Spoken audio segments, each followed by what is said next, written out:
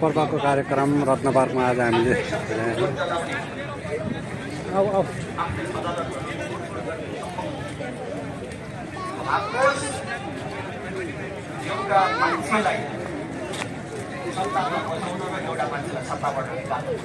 खबर सुन्दै हुनुहुन्छ राजेन्द्र लिङ्गदेलको भाषण।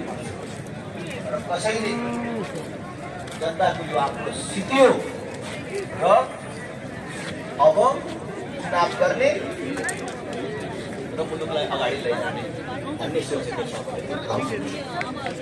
र हामी राष्ट्रिय प्रजातन्त्र पार्टी एउटा जिम्मेवार राजनीतिक पार्टी हुनको नाताले यो सरकार बन्ने प्रक्रियाकै बेला हामीले प्रतिक्रिया व्यक्त गरेका छौँ। हामीले हाम्रो सुझाव भनेका छौँ।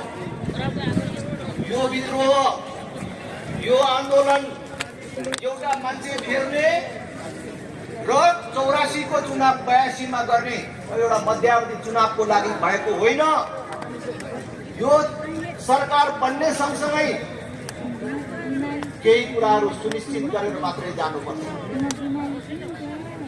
निर्वाचन प्रणालीको बारेमा, राज्य संरचनाको बारेमा, शासकीय प्रणालीको बारेमा, यो देशको संवैधानिक अङ्गहरूमा नियुक्ति प्रणालीको बारेमा टुङ्गो लगाएर मात्रै अगाडि जानुपर्छ।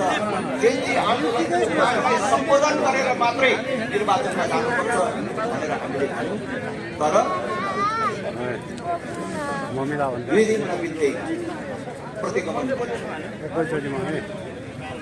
फेरि उही व्यवस्था,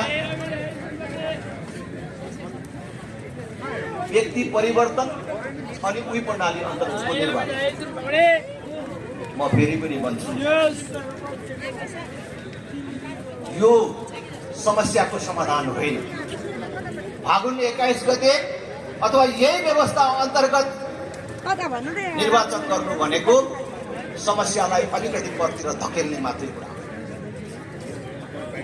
यो समस्याको समाधान होइन।